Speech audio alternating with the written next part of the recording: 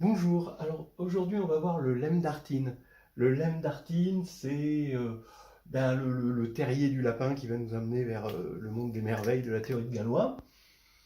Mais bon, sous cette forme, il peut bien se placer dans des leçons comme développement, style le rang, sur le rang d'une matrice, système linéaire, dimension, etc., etc.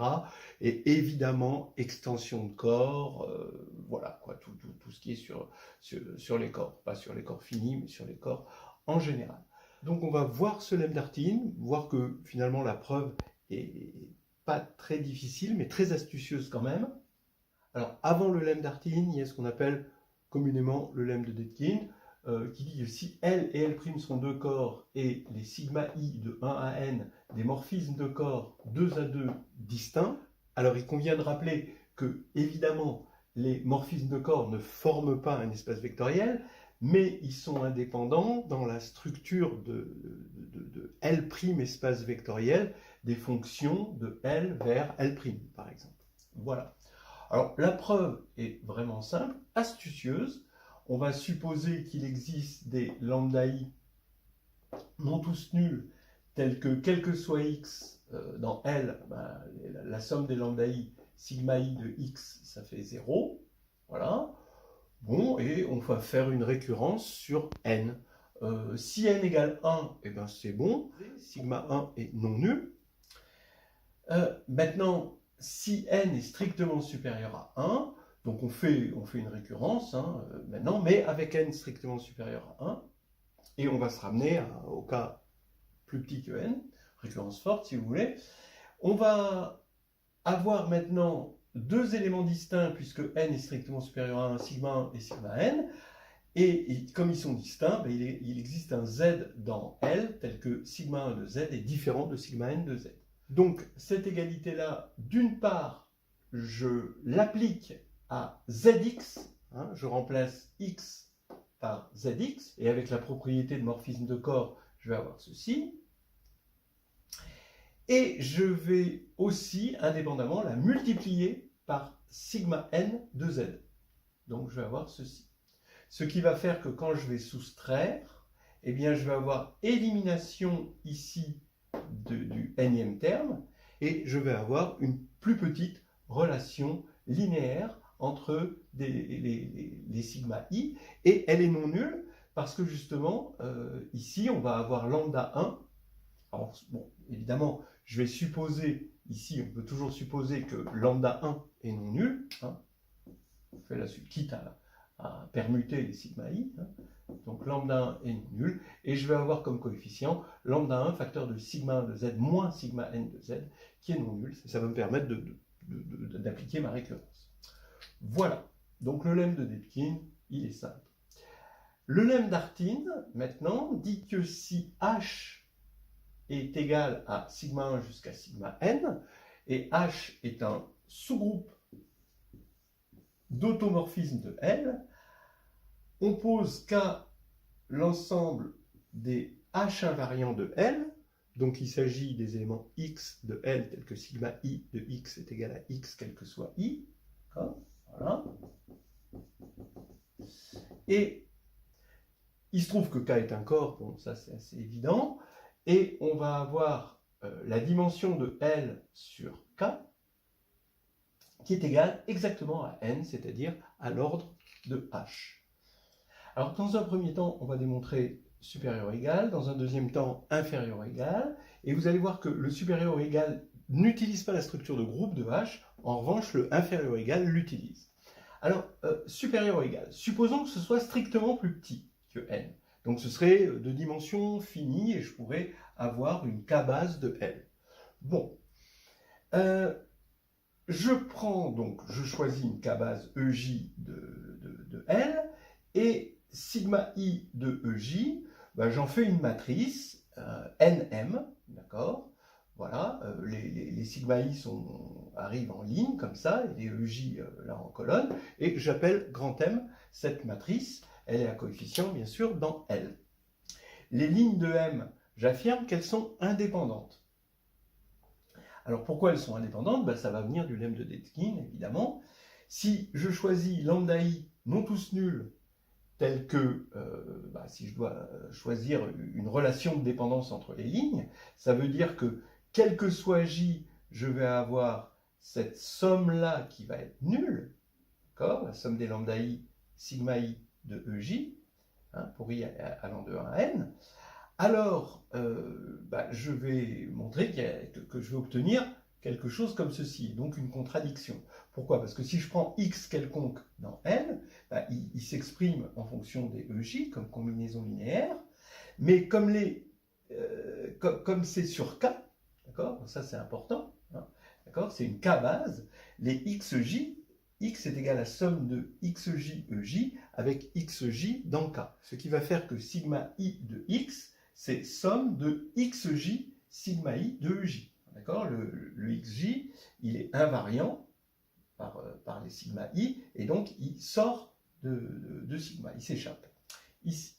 Donc ça veut dire maintenant que si je prends pour tout j cette relation linéaire, que je la multiplie pour tout j par x indice j, eh bien je vais pouvoir rentrer le xj à l'intérieur, et je vais avoir que somme de lambda i sigma i de x est égale à 0.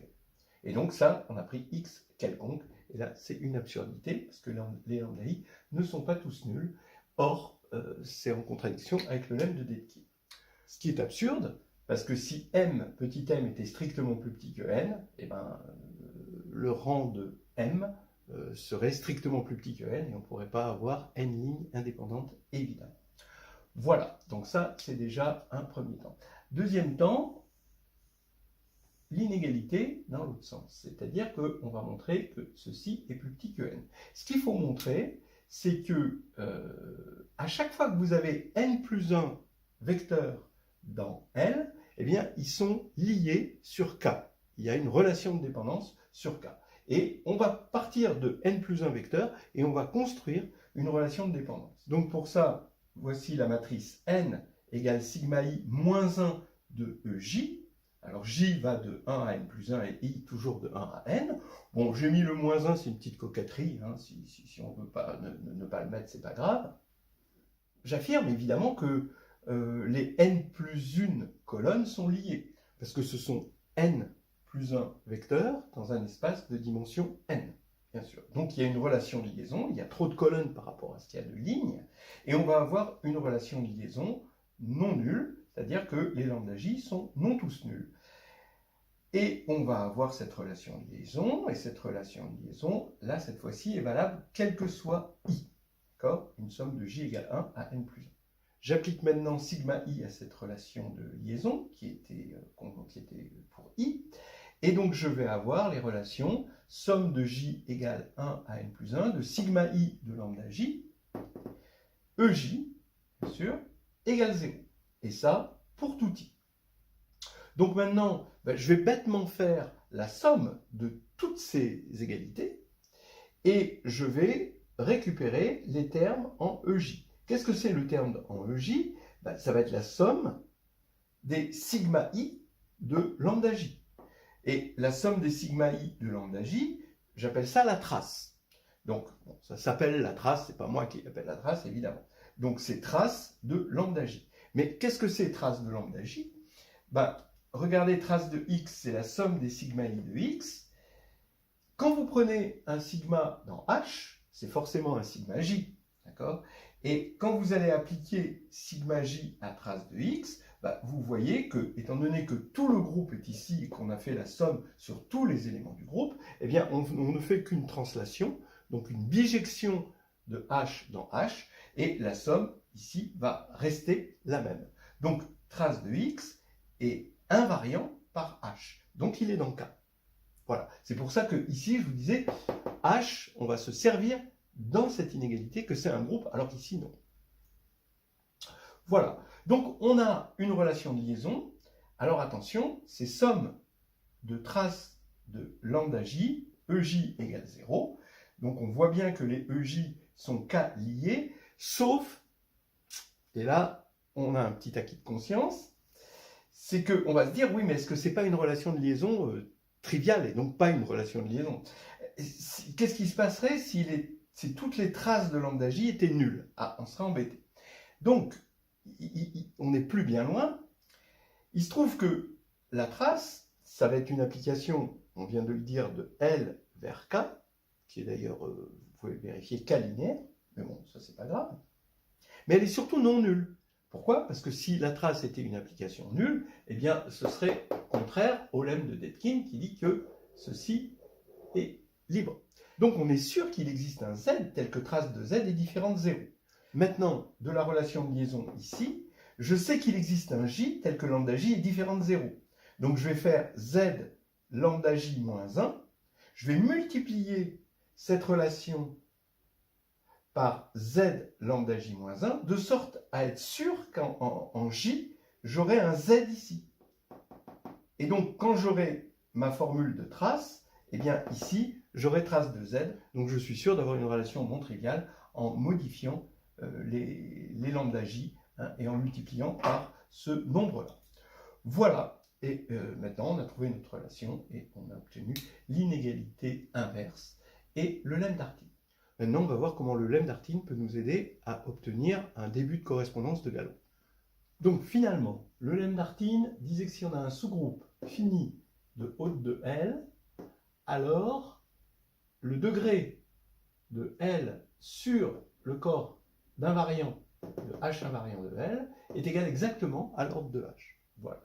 Et maintenant, comme corollaire, on va montrer que si H est un sous-groupe fini de haute de L, et si G c'est les automorphismes de L qui laissent fixe LH, d'accord, et qu'on a fait un espèce d'aller-retour, c'est-à-dire c'est l'ensemble des sigma de haute de L tel que sigma de x est égal à x, quel que soit x dans LH, d'accord, alors G égale H.